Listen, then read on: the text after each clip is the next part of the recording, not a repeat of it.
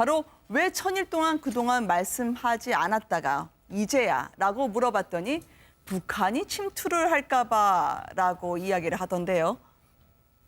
그게 이해가 되십니까? 북한이 지금까지 그럼 청와대가 어디 저 세월호 사건이 나기 전까지는 네. 청와대 어디 있는지 몰랐나요? 그래서 청와대 이렇게 관저에 그림까지 다 그려져서 나왔는데 네. 제가 보기엔 지금까지 이제 세월호 7시간과 관련해서도 뭘 했다는 얘기는 안 하고 언론에 이제 이런저런 의혹이 보도되면 그게 아니라고만 계속해서 오늘날 여기까지 네. 사태가 몰고 왔잖아요. 그러면 지금쯤은 좀 국민 눈높이에 맞는 설명을 내놔야 할 텐데 더군다나 네. 헌재 분단위로 내놓겠다고 그랬습니다. 그런데 뭐 내놓은 걸 보면 지금까지 입장과 별로 달라진 게 없는 그런 답변서를 내놨어요. 저렇게 네. 내놨으면 저거는 사실 검증하기도 좀 불분명할 뿐더러 왜냐면 혼자 뭐 서류 검토하고 뭐 이랬다는 건데 그런 부분에 대해서 뒷받침하는 자료도 별로 없어요. 그러면은 역시 오늘 박근혜 대통령이 뭐 헌재도 저게 부족하다고 얘기를 했지만 네. 일반 국민들의 눈높이에서 봐도 박근혜 대통령이 얘기하는 것이 오늘 헌재에 제출했다고 그래서 7시간 관련한 의혹이 사라질 것 같지는 않다. 네. 이런 우려가 됩니다. 아니 구글이나 인터넷에선 청와대 다 볼 수 있는 거 아닌가요? 왜 천일 동안 그렇게 꼭꼭 숨겨둬야 했을까요? 글쎄 말입니다.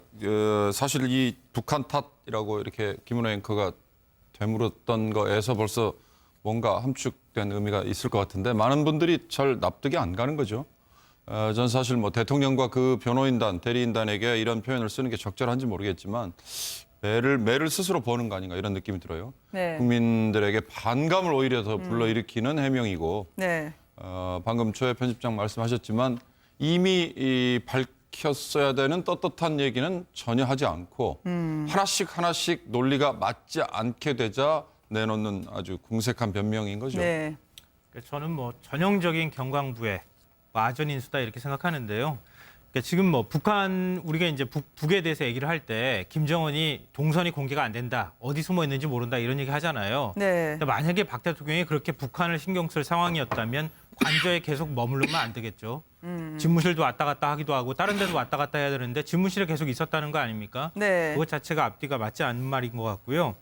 그리고 이전에 이미 보안손님 얘기도 나왔었잖아요. 이게 입이 아프도록 했던 얘기였는데 보안손님들 제대로 신분도 확인하지 않고 그냥 데리고 들어갔다는 거 아닙니까? 네. 그럴 때 북과 관련돼 있는 누군가는 같이 들어갔다 그러면은 정말 우리가 외국 영화에서나 볼 법한 일이 생길 가능성도 충분히 있었는데 왜 그런 건 제대로 통제하지 못하고 또 그런 사람들이 출입했을 때 청와대 CCTV는 뭐 지금 기록이 안 남아있다 이런 얘기하는데 그런 것조차 제대로 갖추지 못하면서 이렇게 핑계대는 것은 말이 안 되는 것 같고요. 네. 한 가지만 더 덧붙이면은 2014년 8월 13일 날 이게 청와대가 공개했던 박 대통령의 세월호 7시간의 기록이에요. 네. 이번에 제가 청와대가 공개한 것도 답변서에 나온 것들 시간대별로 다 확인을 해서 비교를 해보니까 한두 가지 추가한 거 외에는 없어요. 맞습니다. 그러니까 추가로 뭐 공개한 것도 없다 이렇게 봐야 될 것 같고요. 네. 핵심은 박근혜 대통령이 보고를 받았느냐 그게 핵심이 아니라 뭘 했느냐를 알고 싶어 하는 건데 뭘 했느냐는 거는 보고받은 거 외에는 한 게 없는 것처럼 지금 그렇게 만들어 놓은 상황입니다.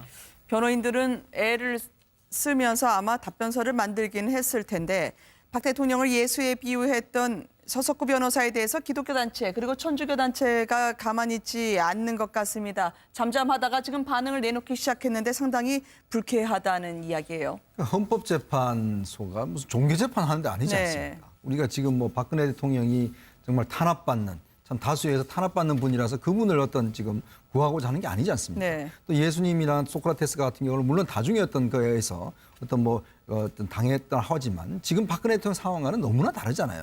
근데 지금 문제는 헌법재판관들이 법리와 그다음에 법률적인 어떤 문제에 대해서 지금 재판을 하고 또 변론을 해야 되는데 문제는 종교적인 상황 자체를 빗대가면서 한다는 것 자체가 보면 종교단체 입장에서 보면 굉장히 왜곡스러운 것이죠. 특히 네. 이제 보면 서석구 변호사가 지난번에 했던 그 과정들을 보면 결국은 본인이 변호인으로서 했던 법률과 헌법의 어떤 어긋난 부분들 네. 이런 부분들 가지고 대통령을 변호하고 하는 것이 아니고 종교적 이념에서 이제 하다 보니까 어떤 시중에서는 이거는 너무한 것 아니냐는 그런 지적도 있고 특히 네. 이 재판 자체의 성격을 그럼 과연 정말 대통령을 변호하려고 하는 것인지 아니면 본인이 어떤 이 종교적 주장을 하려고 하는 것인지 상당히 헷갈린다는 지적들이 많습니다. 근데 저는 이제 종교를 갖고 있지 않습니다만 네. 그러니까 저희 같은 사람이 이렇게 보면 그냥 뭐 서석구 변호사가 이런저런 비유로 대통령을 변호할 수 있는 거 아닌가요? 그게 네. 이제 비유의 대상이 예수가 될 수도 있고 뭐 석가모니가 될 수도 있고 뭐 이렇게 다 될 수는 있지만 어찌됐든 간에 저건 뭐 서석구 변호사가 또 일부에서는 또 저기에서 뭐 기도를 했다. 뭐 그걸 가지고 논란을 삼는데 뭐 네. 기도도 할 수 있죠. 어떤 때 보면 왜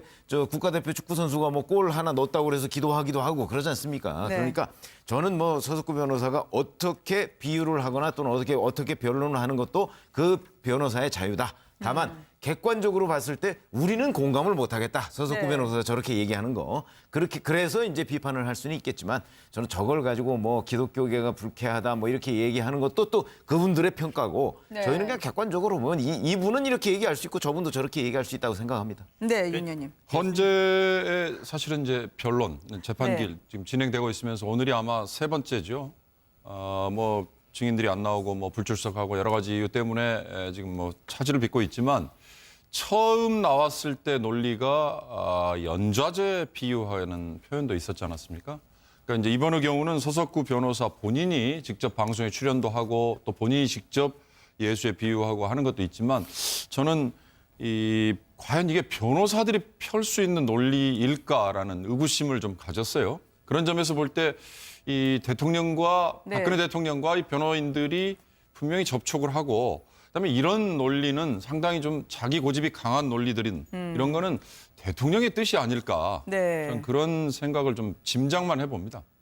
전 예수님이 하신 말씀이 생각났는데요. 네. 가난하고 힘든 자들이여 뭐 내게로 오라 뭐 이렇게 얘기를 하셨잖아요. 네. 근데 박 대통령이 지금 가난하고 힘든 자들이 편이었는지 아닌지 한번 묻고 싶고요. 네. 만약에 비유를 들려면 제가 볼 때는 좀 적절하게 비유를 들었어야 하는데 지금 군중 재판을 한 게 아니잖아요.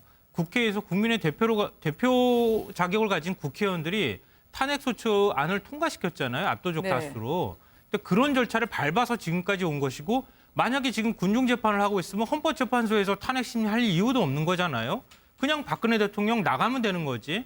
헌법재판소에서 탄핵 심리를 하는 것 자체가 우리 헌법에 규정되어 있는 절차를 따르는 건데 그걸 마치 군중 재판인 것처럼 얘기하는 것 자체가 제가 볼 때는 언어 도단인 것 같습니다. 네. 수임료는 받으시는 거죠, 다들? 그거야 뭐 모르죠. 네, 본인들이 이제 자발적으로 저렇게 할 수도 있는 거니까. 네.